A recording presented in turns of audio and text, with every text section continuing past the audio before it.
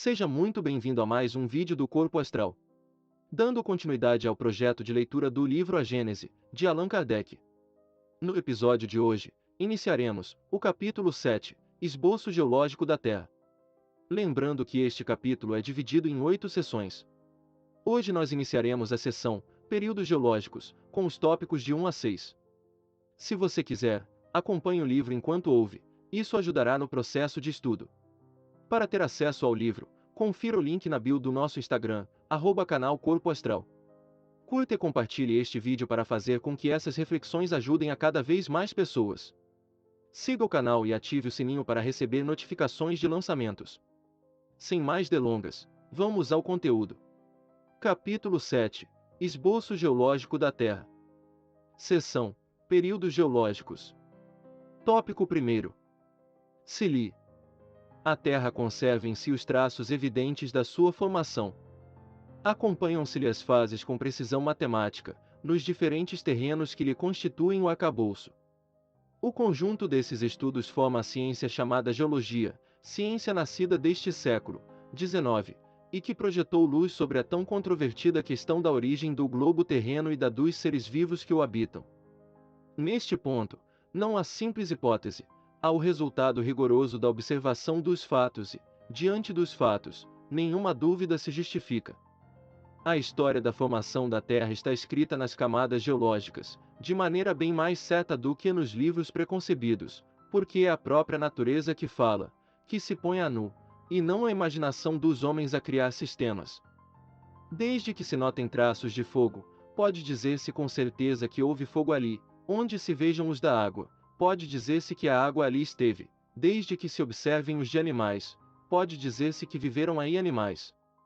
A geologia é, pois, uma ciência toda de observação, só tira deduções do que vê, sobre os pontos duvidosos, nada afirma, não emite opiniões discutíveis, por esperar de observações mais completas a solução procurada.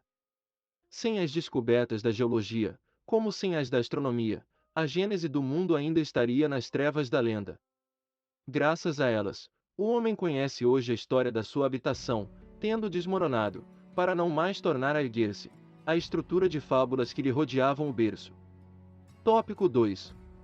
Em todos os terrenos onde existam valas, escavações naturais ou praticadas pelo homem, nota-se o que se chama estratificações, isto é, camadas superpostas. Os que apresentam essa disposição se designam pelo nome de terrenos estratificados. Essas camadas, de espessura que varia desde alguns centímetros até 100 metros e mais, se distinguem entre si pela cor e pela natureza das substâncias de que se compõem. Os trabalhos de arte, a perfuração de poços, a exploração de pedreiras e, sobretudo, de minas facultaram observá-las até grande profundidade. Tópico 3. São em geral homogêneas as camadas, isto é, cada uma constituída da mesma substância, ou de substâncias diversas, mas que existiram juntas e formaram um todo compacto. A linha de separação que as isola umas das outras é sempre nitidamente sulcada, como nas fiadas de uma construção.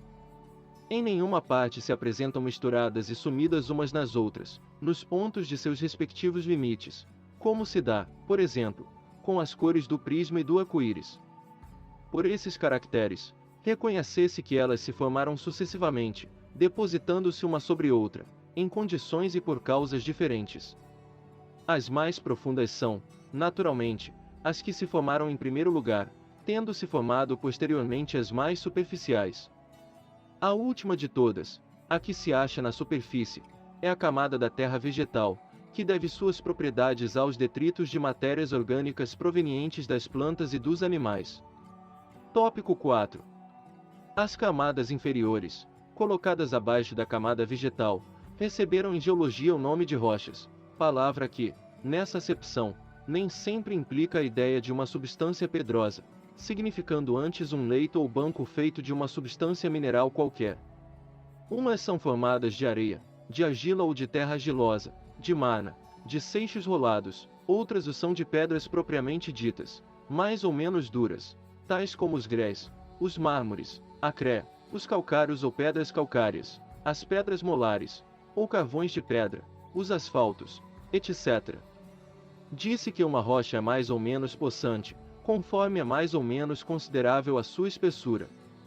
Mediante o exame da natureza dessas rochas ou camadas, reconhece-se, por sinais certos, que umas provêm de matérias fundidas e, às vezes, vitrificadas sob a ação do fogo, outras, de substâncias terrosas depostas pelas águas. Algumas de tais substâncias se conservaram desagregadas, como as areias, outras, a princípio em estado pastoso, sob a ação de certos agentes químicos ou por outras causas, endureceram e adquiriram, com o tempo, a consistência da pedra.